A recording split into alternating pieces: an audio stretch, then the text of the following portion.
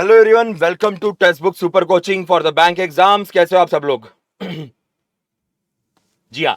तो आज इस हमारे शॉर्ट लेक्चर सीरीज में हम डिस्कस करने वाले functions of bank. Last session में हमने बैंक्स क्या होती है इसके बारे में बात की थी। आज हमारा डिस्कशन होगा फंक्शंस ऑफ बैंक को लेके। अब थोड़ा सा एग्जाम ओरिएंटेशन में हम डिटेल में जाना शुरू करेंगे। दोस्तों, फंक्शंस ऑफ बैंक्स, बहुत सारे फंक्शंस, जैसे ये वर्ड कोई लेता है ना कि फंक्शंस ऑफ बैंक क्या होते हैं, तो बहुत सारी चीजें हमारे दिमाग में आती है कि बैंक ये भी कर सकती है, वो भी कर सकती है, ये भी काम होता है, वो भी काम होता है। बट एग्जैक्टली क्या काम रहेगा और उसे किस तरीके से डिवाइड करते हैं, किस तरीके से क्लासिफाई करते हैं, that matters a lot for exam के लिए। ठीक है, तो ज्यादा वक्त जाया ना करते हुए स्टार्ट करेंगे हमारे सेशन को। पर आज के डेट में बैंक्स में डिजिटल बैंकिंग ये कंसेप्ट काफी फेमस बन रहा है। Will talk about this functions. आने वाले समय में हम सीबीडीसी जैसे नए कंसेप्ट्स के ऊपर भी बात करेंगे, पर पहले बेसिक से अपने इस नॉलेज की बुनियाद को स्ट्रांग बनाते हैं और फिर धीरे धीरे नए नए परचम लहराएंगे। तो स्टार्ट करेंगे फंक्शंस ऑफ बैंक्स के साथ। देखिए, जैसे मैंने आपको लास्ट सेशन में एक बात कही थी कि बैंकों के फंक्शंस को मैं दो पार्ट में डिवाइड कर सकता हूं। एक होता है प्राइमरी फंक्शंस और दूसरे होते हैं सेकेंडरी फंक्शन। प्राइमरी फंक्शन की जब हमने बात की थी तब हमने डिस्कस किया था कि लोन्स होते हैं, डिपॉजिट्स होते हैं। लोन्स को ही हमने नाम दिया था कि इसको एसेट्स कहेंगे और इसको हम लायबिलिटीज कहेंगे। तो ये प्राइमरी फंक्शन है। हमने लास्ट सेशन में जो डेफिनेशंस देखी थी उसमें भी यही फंक्शन काफी प्रोमिनेंटली मेंशन किया गया था। Then there are some secondary functions. कुछ सेकेंडरी फंक्शंस भी आते हैं। फॉर एग्जांपल, लॉकर बैंकों में अवेलेबल होते हैं, म्यूचुअल फंड्स है, बैंक एश्योरेंस है, internet banking, debit card, credit card, cheque system, letter of credit, currency exchange, demat accounts, then a PPF account, then Kisan Vikas पत्र, किसान क्रेडिट कार्ड। ऐसी बहुत सारी चीजें बैंकों के थ्रू आपको मिलती है। पर वो जितनी भी चीजें आपको मिलती है वो सारी चीजें आपके सेकेंडरी फंक्शन में जाएगी। अब इसमें से कुछ अपने आप में एक बड़े टॉपिक बन जाते हैं। For example, bank assurance is a different topic, mutual fund is a different topic, then debit card, credit card, cheque, demand draft, ये अपने आप में बड़े बड़े टॉपिक्स बन जाते हैं। इवन किसान विकास पत्र, पीपीएफ क्या है, किसान क्रेडिट कार्ड क्या होते हैं, ये भी अपने आप में बहुत बड़े टॉपिक बन जाते हैं। Don't worry, will talk about this topics also in our small small lectures in this lecture series. But today we'll try to understand the primary function and the secondary function little bit more depth, थोड़ा सा depth में जाके इनके बारे में जानकारी लेते हैं।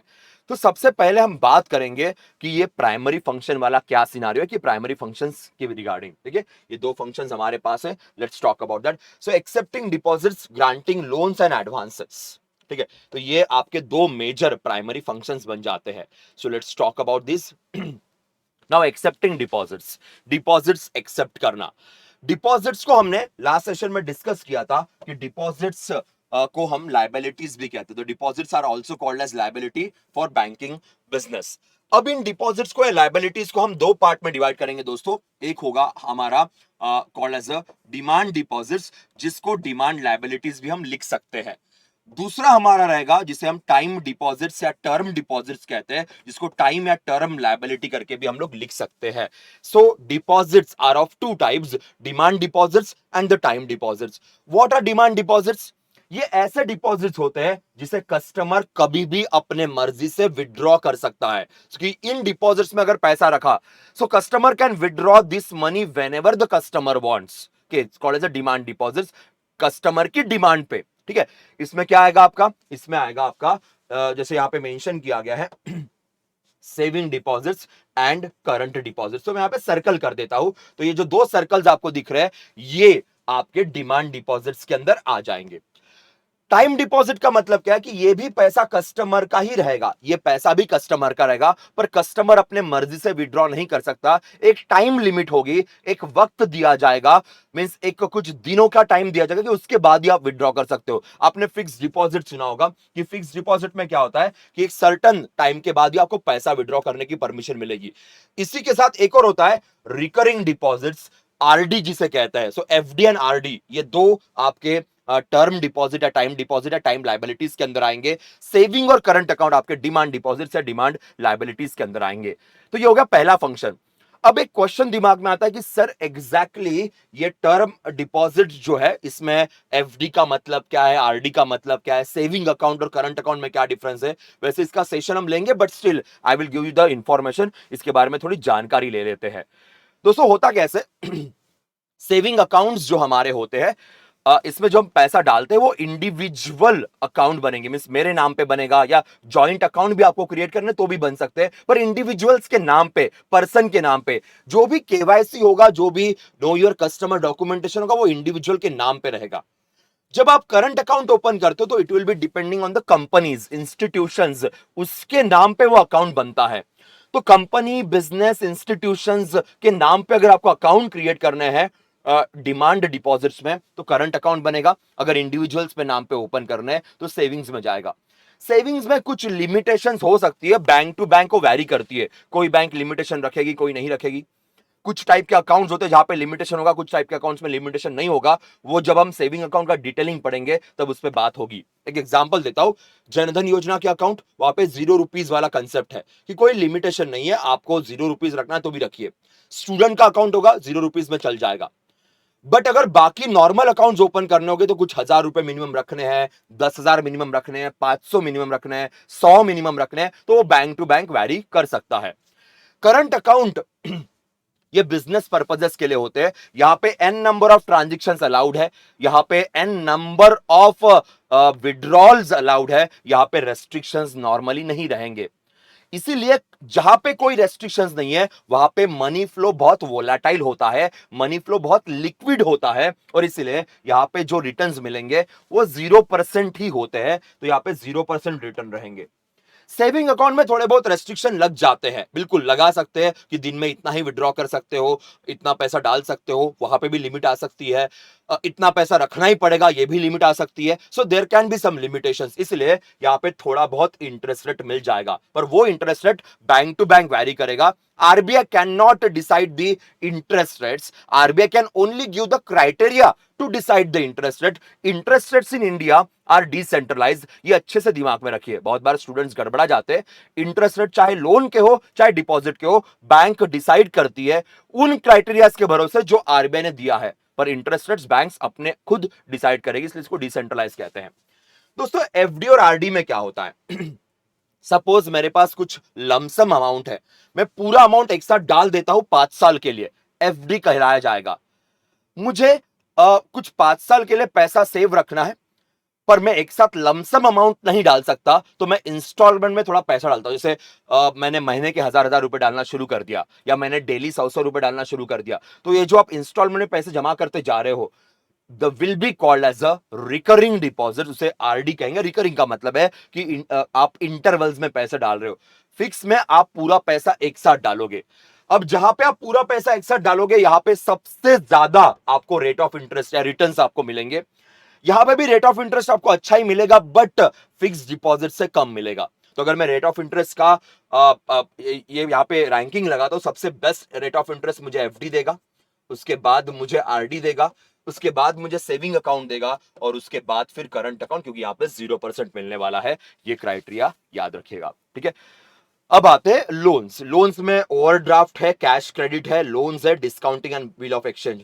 ओवरड्राफ्ट कंसेप्ट क्या होता है कि आपके सपोज मेरा करंट अकाउंट है, मेरे बैंक पे एक लिमिट रहेगी, सपोज फॉर एग्जाम्पल मेरे अकाउंट में 2 लाख रुपए, तो 2 लाख अगर मेरे खत्म हो गए, still I got the limit कि मैं और थोड़ा एक्स्ट्रा पैसा विड्रॉ कर सकता हूं।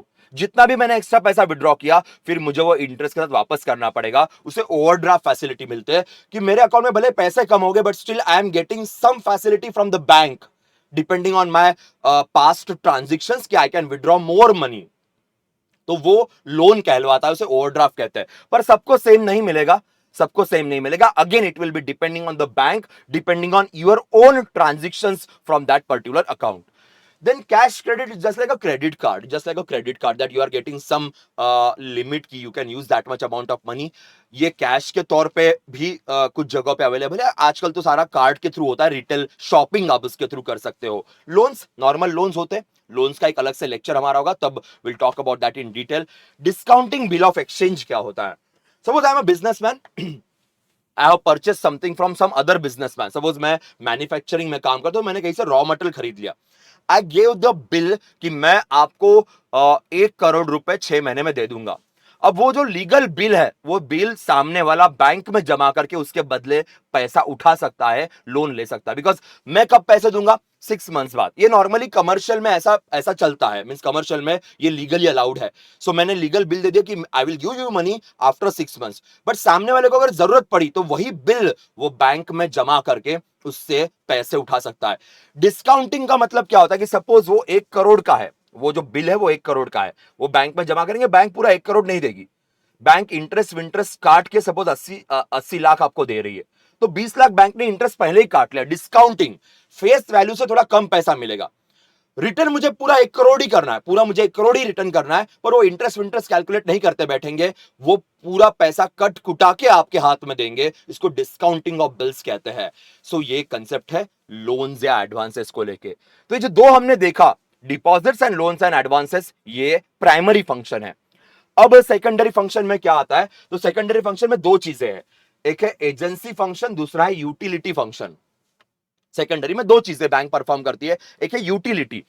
यूटिलिटी का मतलब क्या होता है दोस्तों? यूटिलिटी का मीनिंग ये होता है, जैसे फॉर एग्जांपल आपको चेक प्रोवाइड करना, या फॉर एग्जांपल आपका मनी ट्रांसफर करना, फॉर एग्जांपल कस्टमर को फॉरेन एक्सचेंज फैसिलिटीज प्रोवाइड करना, फॉर एग्जांपल सेफ डिपॉजिट्स होते हैं ना, लॉकर्स प्रोवाइड करना, या फिर आपको अलग अलग वॉलेट्स, आजकल वॉलेट वाला कंसेप्ट है, ये प्रोवाइड करना। तो इसे यूटिलिटी फंक्शन कहते हैं कि जो कस्टमर के लिए, आप ना बहुत सारे लोगों के दिमाग में आता है कि सर पैसे ट्रांसफर करना तो बैंक का जॉब होना चाहिए ना, एक अकाउंट से दूसरे अकाउंट। नहीं, बैंक का सेकेंडरी फंक्शन है, बैंक का वो यूटिलिटी फंक्शन में आता है कि इस बैंक के थ्रू आप बाकी भी ट्रांजेक्शन कर सकते हो। कभी आप बैंक में अकाउंट ओपन करने जाइए, वो आपको बताएंगे कि हमारा इंटरनेट बैंकिंग भी है, हमारा ये कार्ड्स भी आते हैं, हमारे वो कार्ड्स भी आते हैं। वो अलग से क्यों इतना एम्फसाइज करते हैं? बिकॉज वो बताना चाहते हैं कि हमारा यूटिलिटी फंक्शन कितना अलग है, कितना अनोखा है दूसरे बैंकों से। ये होता है। अब क्या है, हम उस जनरेशन में पैदा हो गए जिस जनरेशन में हमें यह दिखाई देता कि सारी बैंक तो मनी ट्रांसफर ही करवा रही है ना, दिखाई देता है हमें। बट नहीं, प्राइमरी फंक्शन में वो नहीं आता, वो उनके सेकेंडरी या यूटिलिटी फंक्शन में आता है।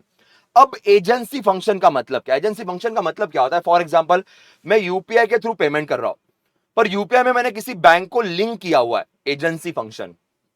सपोज फॉर एग्जांपल, मेरा लोन का अकाउंट है किसी और जगह पे, और मैंने मेरे बैंक का अकाउंट उससे लिंक कर दिया, तो वहां से पैसे कटते रहेंगे, पीरियोडिक पेमेंट कटते रहेंगे। यूटिलिटी फंक्शन, यूटिलिटी फंक्शन इसे कहा जाएगा इस तरीके से। या फॉर एग्जांपल, जैसे होता है कि आजकल बैंकिंग, आपके बैंकिंग मित्र होते हैं, बैंकिंग सखी होती है जो एक आपको हेल्प करते हैं, तो किसी ना किसी बैंक से आप अटैच रहोगे।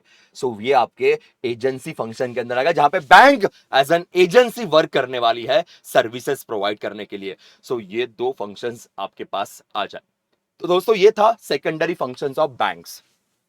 ये भी बड़ा बेसिक कंसेप्ट है कि बैंक जब काम करती है तो उसका तरीका क्या होगा। अब ये जो सेकेंडरी फंक्शंस है, उसमें बहुत सारी चीजें आती है, जैसे बैंक एश्योरेंस की लास्ट टाइम मैंने बात की थी, म्यूचुअल फंड्स है, आजकल डीमैट अकाउंट, जो शेयर मार्केट के लिए अकाउंट चाहिए वो भी बैंक ओपन करती है। तो पैरेलल में बहुत सारे फंक्शंस बैंक आज के डेट में कर रही है। इन सारे फंक्शंस के ऊपर ऑब्वियसली सेपरेट सेपरेट सेशंस में हमारी आपके साथ बात होगी, पर ये बेसिक था, याद रखिएगा, primary and secondary. So guys, मिलते हैं नेक्स्ट सेशन में। चैनल सब्सक्राइब नहीं किया होगा तो जल्दी से सब्सक्राइब कर दीजिएगा, और प्लस ये हमारा टेलीग्राम चैनल है जहां पे आप हमारे साथ जुड़ सकते हो। नेक्स्ट लेक्चर में हम बात करेंगे स्केड्यूल और नॉन स्केड्यूल बैंकों के बारे में। तब तक के लिए बाय बाय, टेक केयर।